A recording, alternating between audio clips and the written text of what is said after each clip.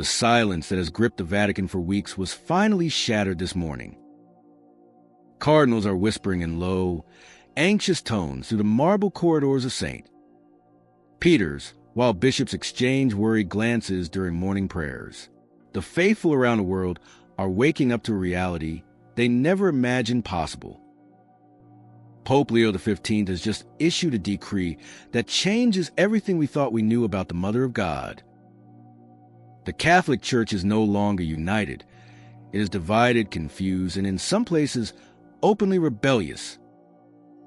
What happened inside those sealed rooms of the Apostolic Palace will echo through history. A single document, bearing the papal seal, has ignited a fire that threatens to consume centuries of tradition.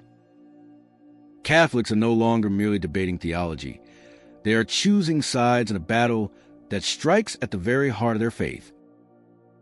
On one side stand those who believe the Pope has corrected a dangerous error. On the other, millions feel their spiritual mother has been stripped of her rightful place. But from this chaos emerges a voice no one expected to hear. Archbishop Carlo Maria Vigano, the controversial figure who has spent years in self-imposed exile, has broken his silence. His words carry a weight that even his critics cannot ignore. He speaks not as a defender of the old ways, but as a prophet warning of what is to come. According to sources close to the former nuncio, Vigano received a mystical vision during hours of prayer in a secret refuge, a vision that he claims reveals the true purpose behind these earth-shaking events. As a small thank you for joining us today during this breaking update, we want to offer a moment of shared blessing. Comment with the word faith below if you're open to receiving a special final thought dedicated to everyone participating. And please press like if you appreciate these urgent reports. The decree that has inflamed the Catholic world was published 3 days ago under the title Mater Veritatis, Mother of Truth. In its 47 pages, Pope Leo XV has declared with unprecedented clarity that Mary, the mother of Jesus, cannot and must not be called co-redemptrix. The title that millions held sacred has been officially banned.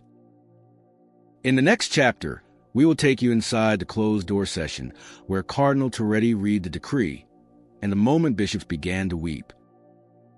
The decree is absolute.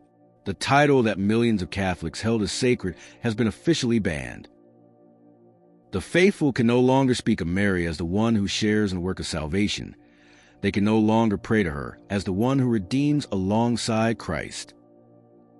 The Vatican has drawn a line in the sand that cannot be crossed. The moment this reality hit the church hierarchy was dramatic.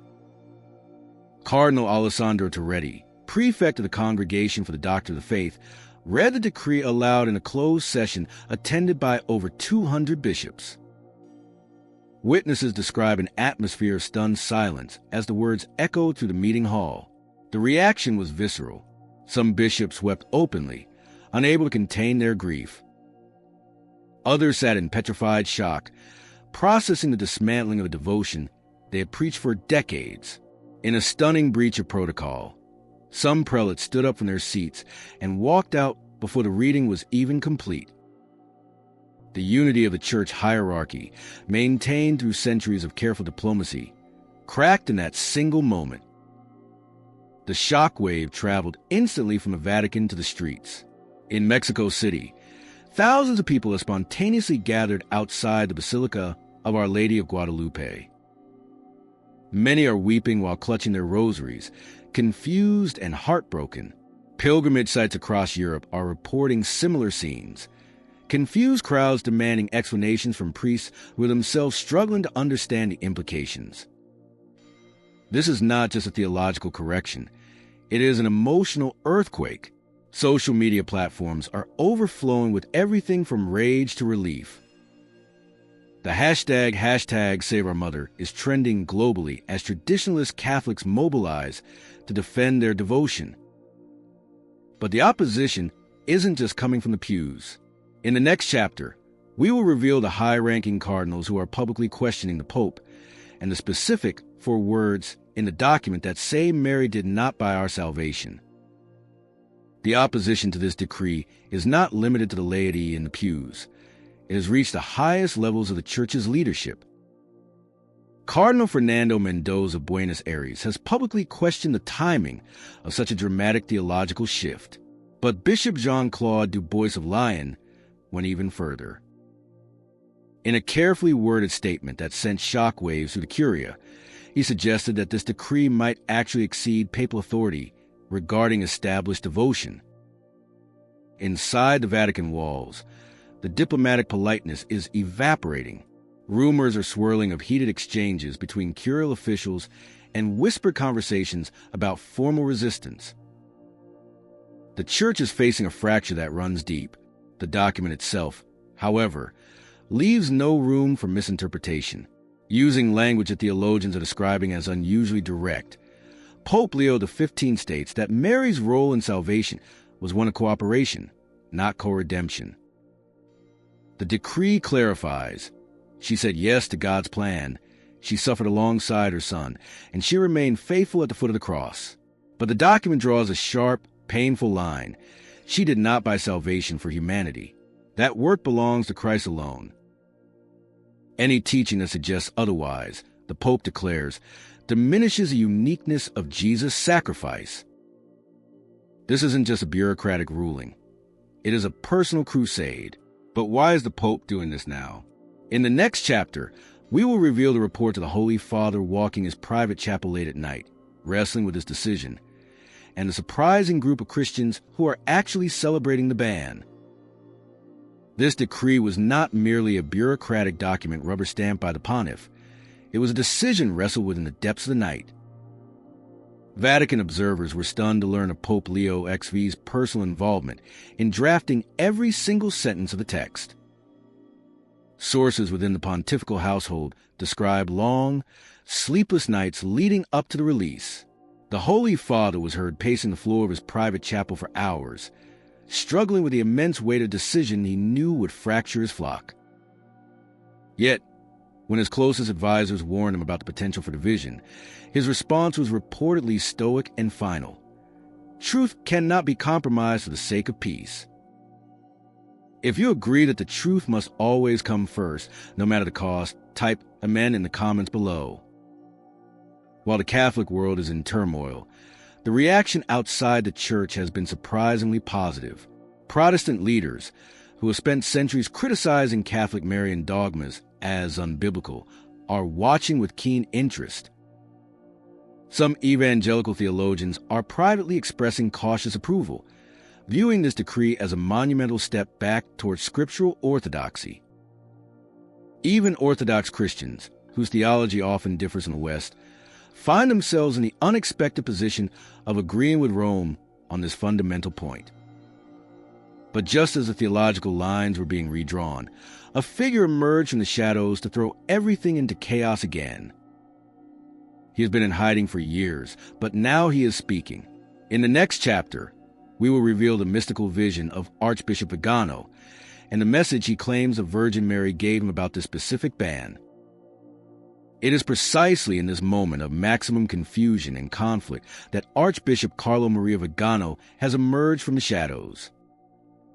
The former apostolic nuncio to the United States, living in hiding since his explosive accusations against church leadership years ago, has chosen this specific crisis to reveal what he claims is a divine communication.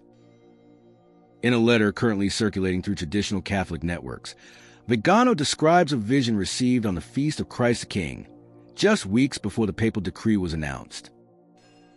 According to his account, he was praying a rosary in the small chapel of his secret refuge when he experienced an interior locution. The voice, which he identifies as the Blessed Virgin herself, did not defend the title of co-redemptrix. Instead, she revealed a completely different perspective on the unfolding events. Vigano claims she spoke not as a co-redemptrix seeking recognition, but as a mother warning her children of the spiritual war approaching. The message is shocking to his followers.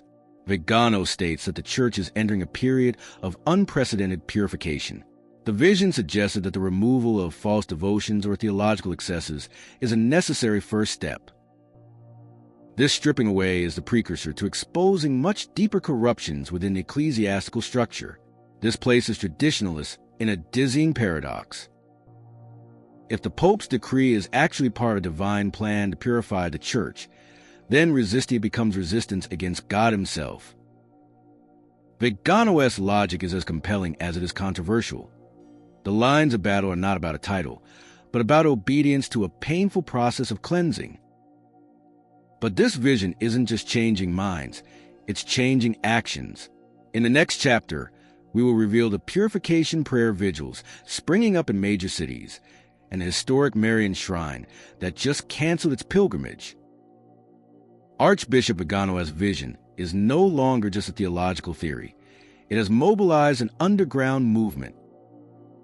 His network has begun organizing what they call purification prayer vigils in major cities across the globe. These are not advertised in church bulletins. Instead, they are announced through coded messages on secure apps and traditionalist websites, drawing hundreds of people who feel spiritually homeless. The atmosphere at these gatherings is described as intense. Participants report profound spiritual consolations, and some even claim to have received personal revelations that confirm Vigano's prophetic mission. They are gathering in the shadows, believing they are the remnant preparing for the next phase of the battle. To join our community and never miss an investigation like this, consider clicking like and subscribing to the channel. Meanwhile, the institutional fallout is becoming visible and expensive. Shrines that built their entire identity around the title of co-redemptrix are facing an existential crisis. The most significant casualty so far is the Shrine of Our Lady of All Nations in Amsterdam, famous for promoting this specific title. In a stunning move, they have announced the cancellation of their massive annual international pilgrimage scheduled for next spring. The shockwaves are hitting Catholic publishing houses just as hard. Editors are scrambling to deal with vast backlogs of inventory. Millions of books, prayer cards, and devotional materials now contain teachings that the Pope has officially declared erroneous. The Church's censors are overwhelmed by the sheer volume of material that needs to be revised or destroyed. As December marches on, the timing could not be worse. The Vatican is bracing for what many are calling the most controversial Christmas in history.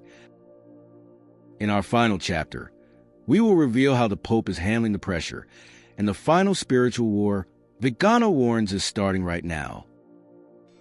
As December approaches, the Vatican is preparing for what many observers expect to be the most controversial Christmas season in modern history.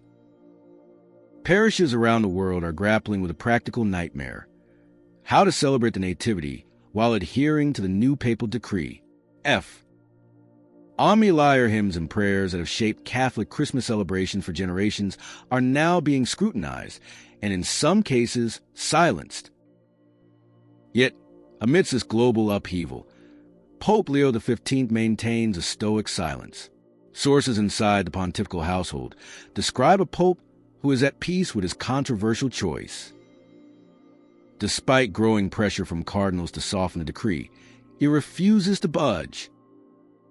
His personal secretary reports that the Holy Father frequently speaks of the need for the Church to choose truth over comfort, regardless of the immediate consequences. But outside the Vatican walls, the resistance is evolving. Archbishop Vigano's followers are organizing into what they explicitly call cells of resistance against spiritual deception. Operating with what sources describe as military precision, these groups are coordinating via encrypted networks that have so far proven impossible for the Vatican to monitor or control. The dawn of tomorrow brings a church divided on the threshold of an uncertain future. The question haunting every believer remains unanswered: is this purification or is it destruction? Archbishop Vigano promises that time itself will provide the answer. He claims that the banning of the title co-redemptrix is not the end of the story, but merely the opening move of the final spiritual war. The lines have been drawn, and there is no turning back. The Church is being purified, but only heaven knows where this process will end. As we conclude this report on the shifting foundations of faith, we invite you to declare your ultimate allegiance. Comment "Jesus is King" below to affirm the one true Savior. And your journey doesn't have to stop here. Click on the video appearing on your screen now for another powerful message we prepared for you.